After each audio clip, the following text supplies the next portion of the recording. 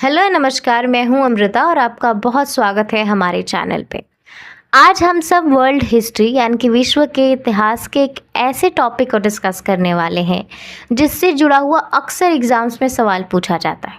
यानी कि हम आज बात कर रहे हैं फ्रेंच रिवॉल्यूशन की, जिसे हिंदी में हम फ्रांसीसी क्रांति कहते हैं। इस वीडियो में हम जानेंगे कि फ्रेंच रिवॉल्यूशन क्या है और फ्रेंच रिवॉल्यूशन आखिर हुआ क्यों था, क्योंकि जब भी कोई क्रांति होती है तो उसके पीछे कई सारे कारण छिपे होते हैं। एंड हम ये भी जानने की कोशिश करेंगे कि फ्रेंच रिवॉल्यूशन का क्या असर हुआ फ्रांस पे और पूरे यूरोप पे। तो चलिए वीडियो की शुरुआत करते हैं।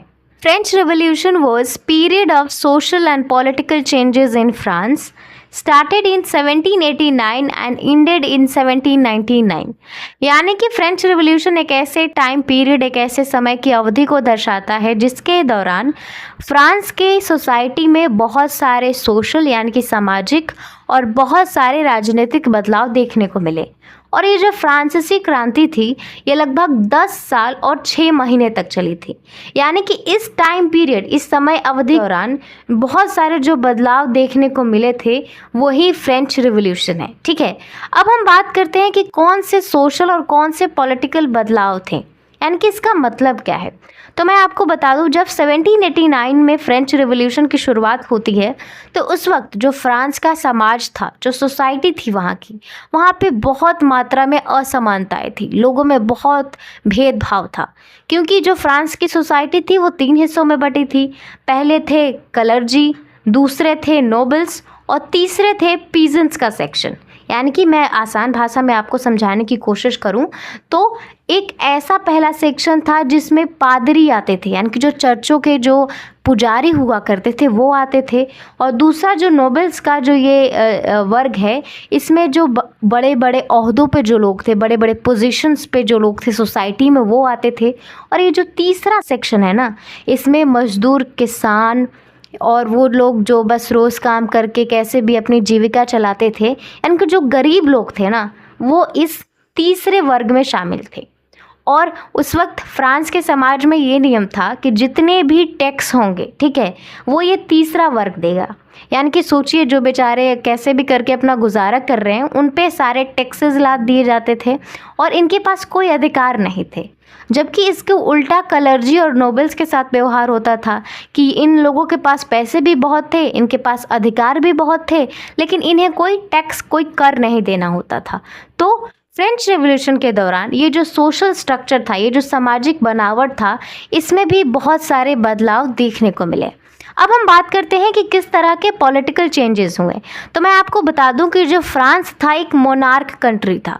मोनार्क कंट्री का मतलब ये होता है कि वहाँ का जो राजा है, यानी कि जो भी हेड ऑफ द स्टेट होगा, जो लोगों पर राज करेगा, जो नियम बनाएगा, वो एक किसी खास परिवार से होगा। ठीक है, जैसे राजघराने का जो सिस्टम होता था वैसे।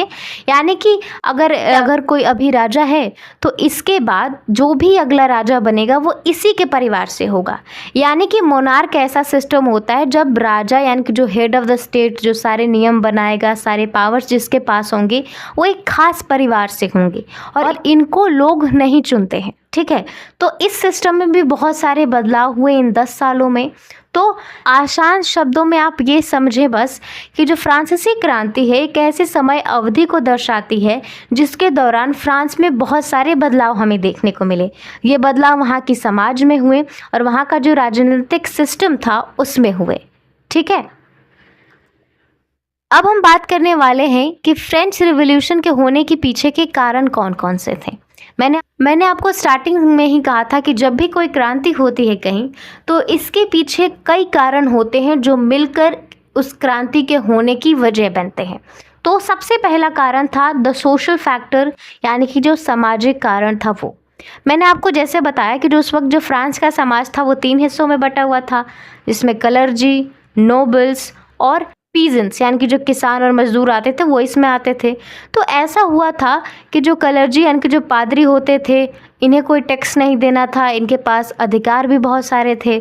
जो नोबल्स यानी कि जो कुलीन वर्ग हिंदी में हम कहते हैं, ये जो बड़े बड़े सोसाइटी में जो लोग होते हैं, जो बड़े बड़े ओहदों पे थे, बड़े बड़े पोजीशंस पे थे, वो इसमें शामिल थे। इनके पास भी अनगिनत अधिकार, लेकिन कोई टैक्स नहीं देना है। लेकिन जो तीसरा सेक्शन था हमारा, जिसमें मजदूर, किसान आते थे, इनके पास कोई अधिकार तो नहीं था, लेकिन जितने भी टैक्सेस होते थे सरकार के, वो इन पे लाद दिए जाते थे कि आपको टैक्सेस पे करने हैं। तो ये असमानताएं बहुत बड़ा रीज़न थी फ्रेंच रिवॉल्यूशन के होने के पीछे का। दूसरा रीज़न है द इकोनॉमिक फैक्टर, यानी कि आर्थिक कारण। मैं आपको बता दूं, जब 1784 में फ्रांस के राजा लुई 16 को बनाया जाता है, तो उस वक्त जो फ्रांस की जो वित्तीय कंडीशन यानी कि जो फाइनेंशियल कंडीशन थी, वहाँ का जो खजाना था, वो सही कंडीशन में नहीं था। ठीक है, बहुत मात्रा में कमी थी पैसों की वहाँ पे।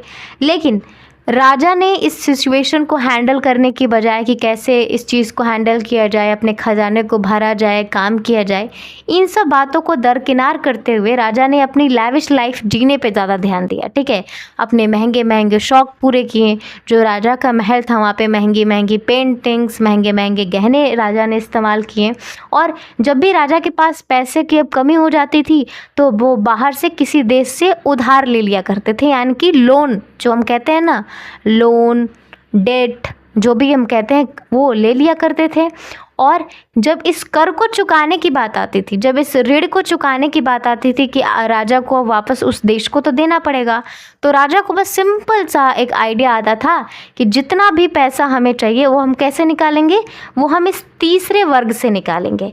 वो इन पे लगातार टैक्सेस लगाए जाते थे। ठीक है, और क्योंकि एक मोनार्क कंट्री थी, तो कोई नियम वगैरह कुछ नहीं था वहाँ पे।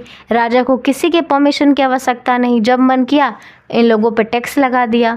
तो ये भी एक बहुत बड़ा कारण था, क्योंकि धीरे धीरे जो लोगों की आर्थिक स्थिति थी वो बिगड़ रही थी। ठीक है, भले ही वो रोज़ काम करके खा रहे हैं, लेकिन पहले आप उन्हें अगर 10 रुपये टैक्स देना है, अब आप उन्हें 50 रुपये टैक्स मांग रहे हैं, तो उनकी जो बाकी की जो ज़रूरतें हैं और उनकी जो वित्तीय कंडीशन है, जो उनके पास पैसा होना चाहिए, उसमें तो कमी आएगी ही। तो ये भी एक बड़ा रीज़न था फ्रेंच रिवॉल्यूशन के होने के पीछे का।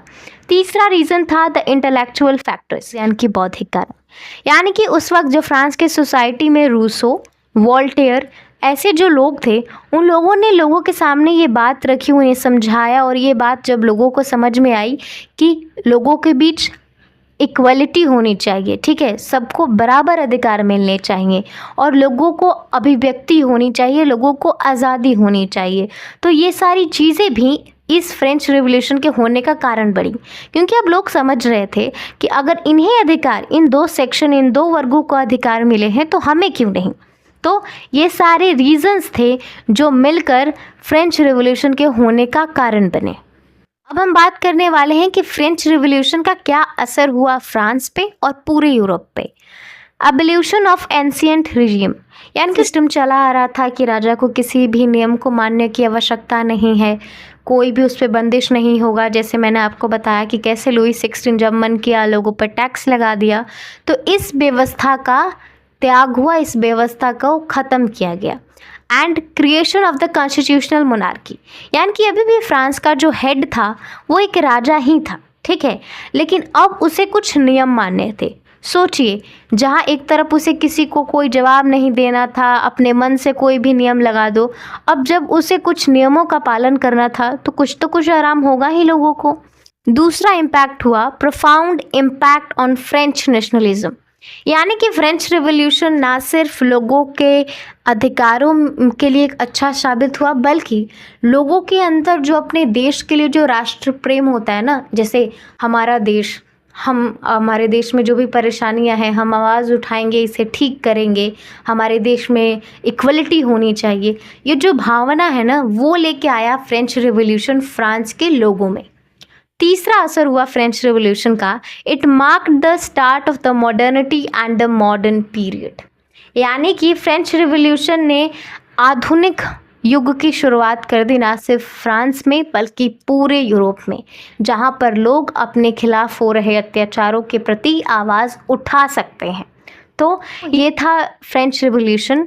आई होप आपको फ्रेंच रिवॉल्यूशन क्या होता है, ये क्यों हुआ और इसका क्या असर हुआ, ये सारी बातें क्लियर हो गई होंगी। वीडियो को पूरा देखने के लिए बहुत बहुत धन्यवाद और हमारे चैनल को सब्सक्राइब करें और ये वीडियो अपने दोस्तों के साथ शेयर भी करें। Thank you.